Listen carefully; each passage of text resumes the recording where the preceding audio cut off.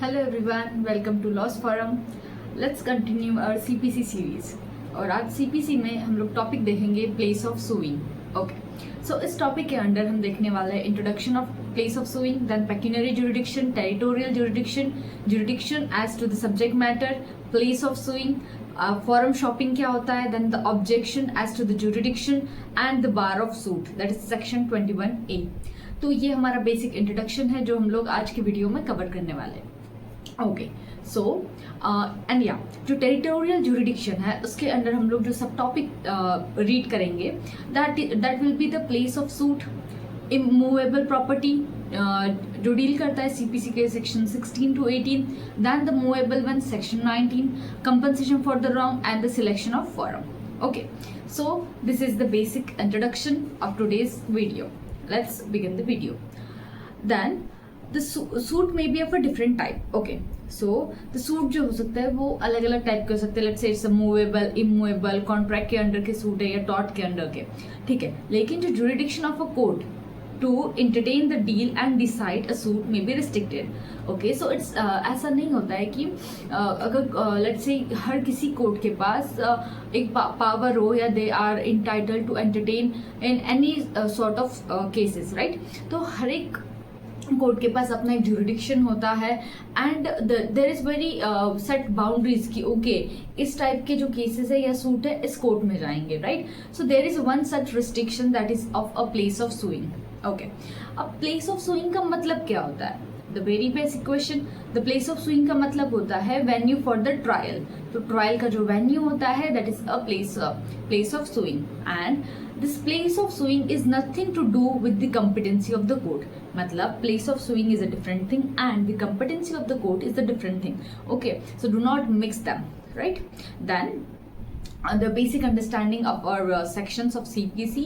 So please take a Bayer Act. आप कोई भी Bayer Act ले सकते हैं, यूनिवर्सल का, नेक्सिस का, ठीक है. मेरे पास ये जो है एम्बिशन पब्लिकेशन का Bayer Act है. ओके, सो इसमें आप Bayer Act में ओपन कीजिए सेक्शंस, ओके, और Bayer Act से पढ़ने की आदत डालिए. सो द सेक्शन 15 to 20 की अगर हम बात करें सीपीसी की, तो ये रेगुलेट करता है जो फॉरम्स होते हैं इंस्टीट्यूशन ऑफ सूट के. तो ऐसे कौन कौन से फॉरम्स है जहाँ पे आप सूट इंस्टीट्यूट कर सकते हैं. तो ये जो है सेक्शन 15 से 20 ऑफ सीपीसी डील करता है. Okay, then the section 15 of CPC deal करेगा plaintiff to file a suit in a court of lowest grade. Okay, मतलब हमेशा अगर कोई भी सूट स्टार्ट होता है तो it does not directly went to the supreme court, right? तो हमेशा एक जो हायरार्की होती है वो फॉलो करना जरूरी होता है. Okay, then the section 16 to 18 की अगर हम बात करते हैं तो that is a suit for the immovable property. तो ऐसे कुछ सूट होंगे जो स्ट्रिक्टली जो डील करते हैं इमूवेबल प्रॉपर्टी से, तो वो सेक्शन 16 से 18 के अंडर आएंगे. देन सेक्शन 19 की बात करेंगे तो it is for the compensation of the wrong. Okay, तो जो कंपनसेशन के लिए जो सेक्शन है that is the section 19 and section 20 is the residuary की if anything is missing in this 15 to 18 section या 15 to 19 सेक्शन तो वो 20 में जाएगा. Okay, that is the residuary one. यहाँ तक बेसिक अंडरस्टैंडिंग क्लियर है. Then next come to the concept of a forum shopping. अब ये क्या होता है? मे बी ये बहुत से लोगों ने टर्म नहीं सुना होगा या और काफ़ी कुछ लोगों को हो सकता है इसका आइडिया भी हो. Okay, so let's discuss this forum shopping. ये क्या होता है? So it is a practice in which a lawyer or a litigant intentionally move a case to the specific court or a judge in an attempt to get a more favorable judgment is also known as a hunting. मतलब इस यहाँ पे क्या होता है कि जो lawyer या लिटिगेंट होता है वो जानबूझ के एक ऐसे पर्टिकुलर कोर्ट में लेके जाता है अपना सूट या ऐसे जज के पास लेके जाता है जहाँ से उसे उम्मीद हो कि उसे फेवरेबल जो है रिस्पॉन्स मिले इस चीज़ का या फेवरेबल जजमेंट आए उसके. That this concept is known as a forum shopping और इसको बहुत ज़्यादा क्रिटिसाइज भी किया गया है अलग अलग केसेस में, ठीक है? क्योंकि इससे क्या होता है, ये अब्यूज ऑफ लीगल प्रोसेस है कहीं ना कहीं and it is not permitted by law at all. Okay, I hope ये फॉरम शॉपिंग वाला जो कॉन्सेप्ट है आपको समझ में आया होगा. Then next subtopic is objection as to the jurisdiction. Objection as to the jurisdiction की अगर हम बात करें ये सेक्शन 21 में आता है. ठीक है कि अगर हमें ऑब्जेक्शन लगाना है, ठीक है, तो सेक्शन 21 इससे डील करेगा, लेकिन the objection underline in the section 21 to protect. अब इसका जो ऑब्जेक्ट क्या है सेक्शन 21 का यहाँ पे, कि हमें यहाँ पे प्रोटेक्ट करना है जो ऑनेस्ट लिटिगेंट होते हैं, and to avoid harassment to the plaintiff who have the bona fide and the good faith, ठीक है, in the initiation of the proceeding, in the initiation of the proceeding in a court which later on found of the wanting of jurisdiction। मतलब let's say यहाँ पे एक diagram के help से आपको explain करती हूँ कि देखिए यहाँ पे क्या था कि ought to have been filed in Agra court. ये जो केस था, ये जो सूट था, ये आगरा कोर्ट में फाइल करना चाहिए था, लेकिन उन्होंने कहाँ फाइल किया इस केस को? बॉम्बे हाई कोर्ट में। तो अब अगर ऐसा कुछ इंसिडेंट होता है, तो ये जो पर्टिकुलर इंसिडेंट का जो आपको एग्जांपल दे रही हूँ, तो यहाँ पे आप ऑब्जेक्शन टू सच ज्यूरिडिक्शन ये जो है फॉल कर जाएगा 21 में, और ऑब्जेक्शन आप उठा सकते हो उस चीज़ पे। ये क्लियर है? देन 21 के बाद आता है 21A। अब ये 21 तो था ही, तो 21A लाने की क्या ज़रूरत थी? ओके, तो valid question. So as per the section 21 जो हमने इसके पहले पढ़ा ऑब्जेक्शन का, so the no objection to the place of suing can be take place at an appellate or the revisional stages of proceeding। मतलब क्या कह रहा है कि आप ऑब्जेक्शन नहीं उठा सकते हो कब? जो appellate और रिविजनल स्टेज पे अगर कोई प्रोसीडिंग हो तब, ठीक है। लेकिन क्वेश्चन यहाँ पे क्या रेज होता है कि but can that a decision be challenge by filing a new suit. तो जो डिसीजन है, क्या हम लोग उसे चैलेंज कर सकते हैं एक नया सूट फाइल करके?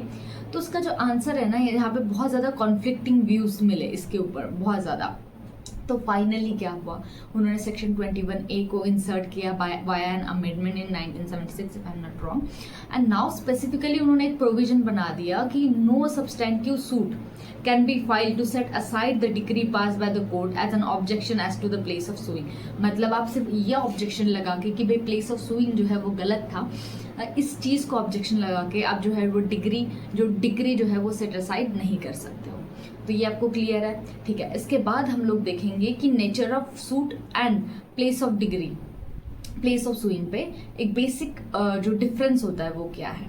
Okay, see so the nature of suit में यहाँ पे आप देख रहे होंगे मेरे स्क्रीन पे, एवरी सूट को किसी भी नेचर का सूट हो, ठीक है, तो उसके सू कहाँ करेंगे? प्लेस ऑफ सुइंग कहाँ होगी?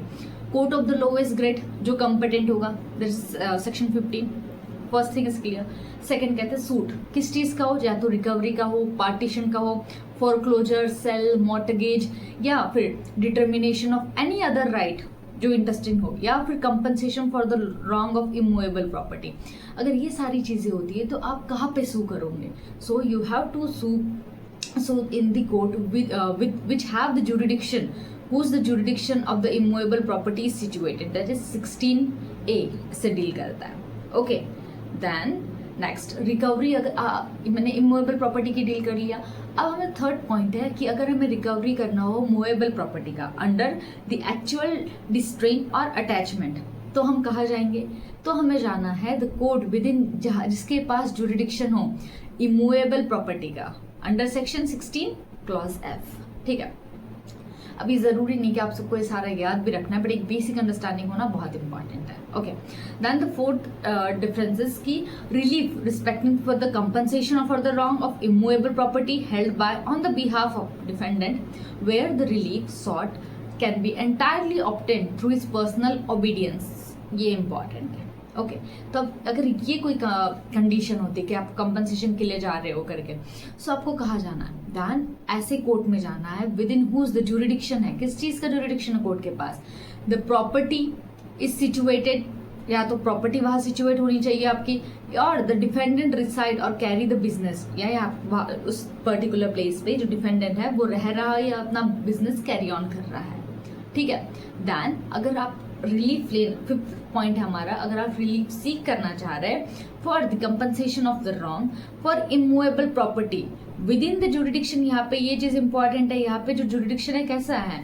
डिफरेंट कोर्ट के पास है, 2 अलग अलग कोर्ट के पास जुरिडिक्शन है। इस केस में क्या करेंगे हम? तो इस केस में क्या करना पड़ेगा? तो court within whose jurisdiction, ऐसा कोर्ट जिसके जुरिडिक्शन में any portion of the property is situated provided that the entire claim is within the pecuniary jurisdiction। मतलब तो हम दोनों में से किसी भी कोर्ट के पास जा सकते हैं जिसमें जो प्रॉपर्टी का जो पोर्शन है वो उस कोर्ट के जुरिडिक्शन के अंडर में हो। लेकिन हमें क्या देखना है, प्रोवाइडेड, ये जो प्रोवाइडेड होता है और इफ बट बहुत ध्यान से देखना है। प्रोवाइडेड क्या कंडीशन होना चाहिए कि जो एंटायर क्लेम है ना वो with in the pecuniary jurisdiction of court के अंडर होना चाहिए, that is the section 17 of CPC. Then the sixth thing is कि where it is uncertain the jurisdiction of which two or more court any okay, मतलब जिस case में ऐसी uncertainty हो, ठीक है, कि अनसर्टेनिटी है कि भाई किसके जुरिडिक्शन में आता है करके ये चीज इमूवेबल प्रॉपर्टी। तो अब इस केस में हम क्या करेंगे, तो any of those court provided that the court has a pecuniary jurisdiction and the jurisdiction regard to the subject matter. तो यहाँ पे हम पेक्यूनरी जुरिडिक्शन भी देखेंगे और सब्जेक्ट मैटर के जुरिडिक्शन भी देखेंगे। तो हमें ऐसे अनसर्टेनिटी के केस में दोनों चीजें देखनी है। Then the seventh thing is the compensation for the wrong to a person, या तो आप कंपनसेशन मांग रहे हो किस चीज के लिए, या तो पर्सन के साथ रॉन्ग हुआ या तो इमूवेबल प्रॉपर्टी का movable property. And if the wrong is done with in the jurisdiction of the court, और ये जो रॉन्ग हुआ है ये विद इन द जुरिडिक्शन है, कोर्ट के जुरिडिक्शन के अंडर है। एंड द डिफेंडेंट रिसाइडेड और कैरी ऑन अ बिजनेस और personally work for the gain with in the jurisdiction, मतलब जो डिफेंडेंट है यहाँ पे उसका भी जो एरिया ऑफ जुरिडिक्शन है वो कोर्ट के अंडर ही आता है। तब इस केस में आपको क्या करना पड़ेगा, इस केस में या तो either of the court at the option of the plaintiff, तो यहाँ पे प्लेंटिफ के पास ऑप्शन है कि वो कौन से कोर्ट जा सकता है, and that is section 19 of CPC. Okay, so I hope इसी के साथ आपको ये जो टॉपिक है हमारा प्लेस ऑफ सुइंग का वो समझ में आया हो, और किसी को अगर कोई डाउट है, सजेशन है तो वो कमेंट बॉक्स में लिख सकता है। Thank you very much.